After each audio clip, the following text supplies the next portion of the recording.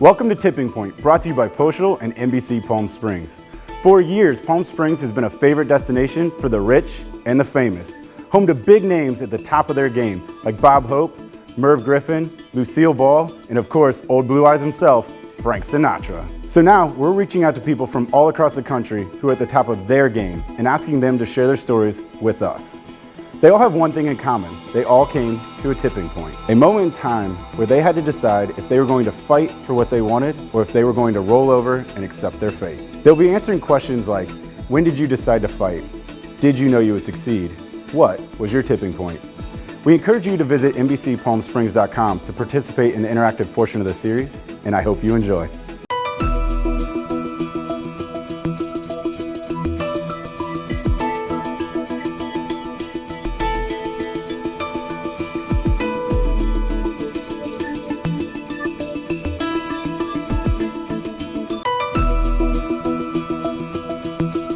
There will be moments where you feel like, oh, no one is a worse situation than I am, or like my life feels over. But it's just that if you're authentic by nature, you will sit in that moment and not think that moment represents your entire life. Welcome to Tipping Point, brought to you by NBC Palm Springs. On today's episode, we'll be talking about finding strength and happiness within yourself. Joining me now, all the way from New York City, is Sweta Vikram. Thanks for joining us. Thank you for having me. This is such an honor. Oh, we really appreciate your coming. And how was the flight in? Nice and easy, I hope? Very. Good. Slept through it.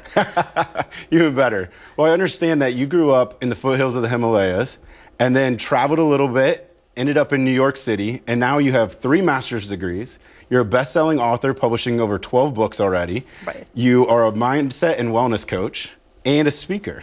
That is a heck of a journey. And I'm very grateful for it all. Having grown up across 3 continents, between India, North Africa, and then the United States, it's kind of given me a lot of good introduction to cultural nuances, cuisines. I'm a foodie. Food tells you a lot of stories, how people eat, how they share, and more important, what drives me is women. How were women treated?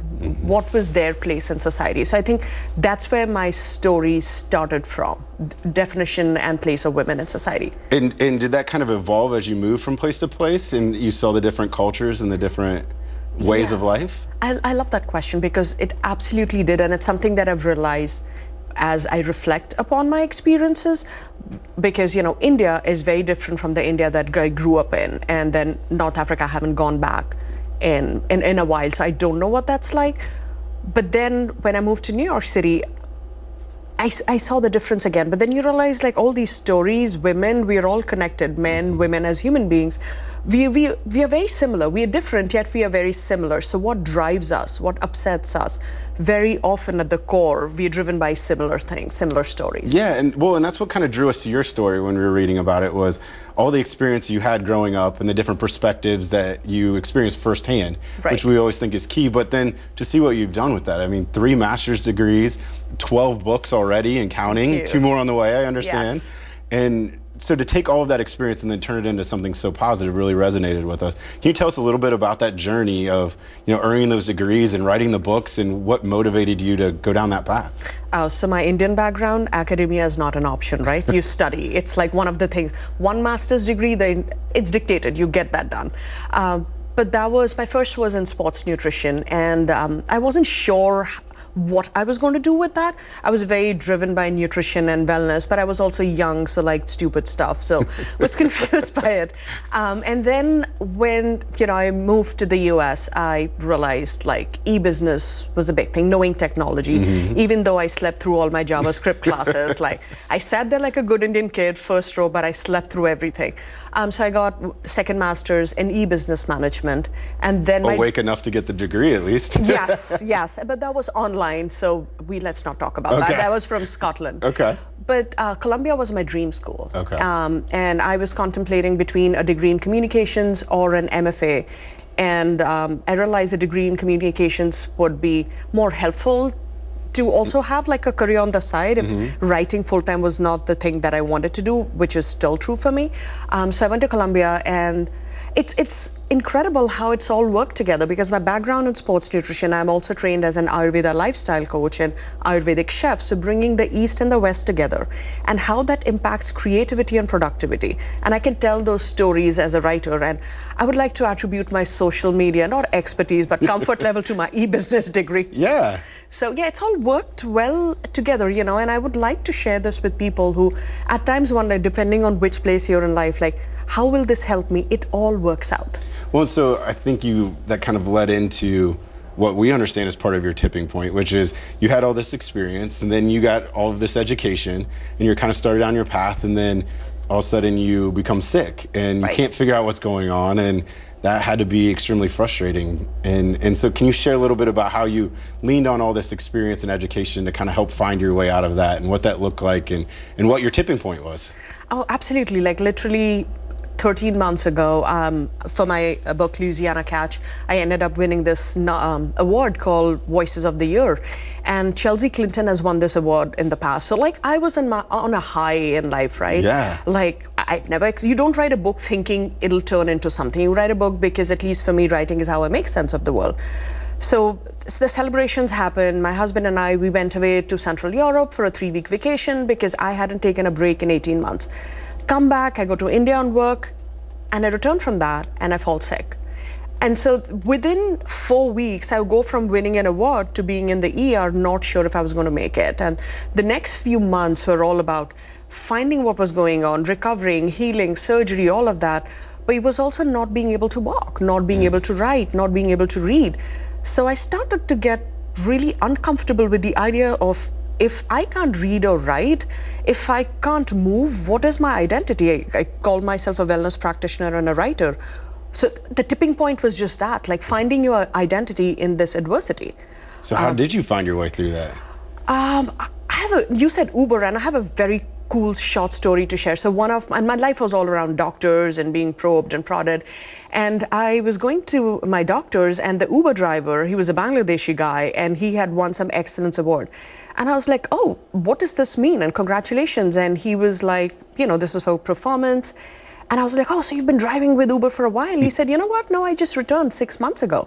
So I was like, where were you? He said, I had to go back to Bangladesh because a family member of mine was really ill. And then we moved to India for a few months, and because that's where better medical care is.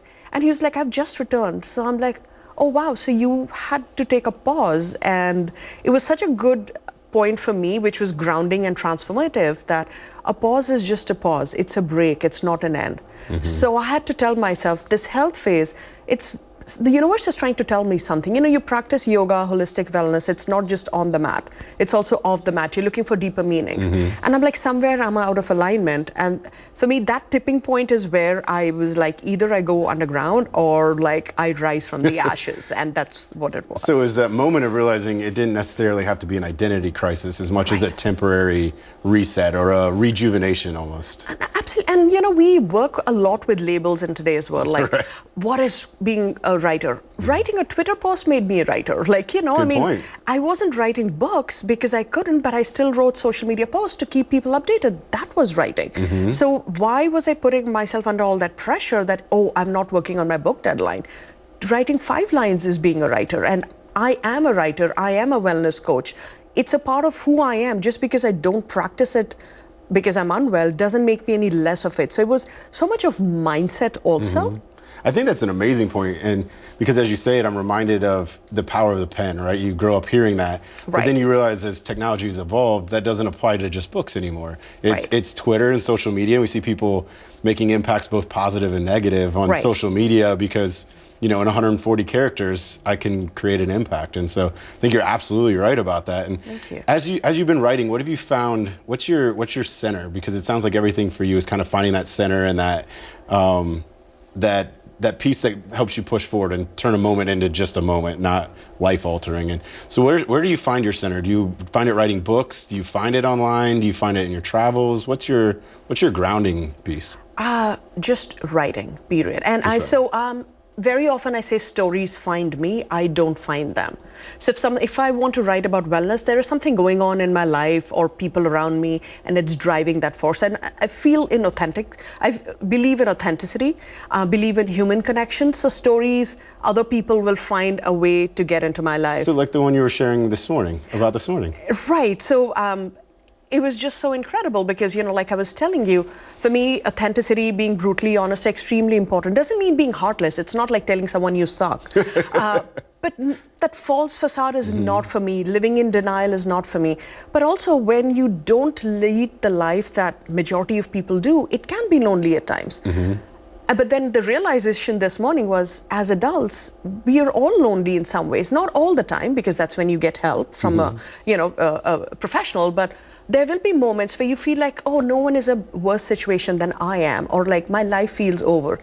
But it's just that if you're authentic by nature, you will sit in that moment and not think that moment represents your entire life. Yes. Versus if you live a life of denial, you're like, oh, I'll just have 4 more glasses of wine or a dozen more beers and I'll deal with it. But it's like not everything has to be dealt with.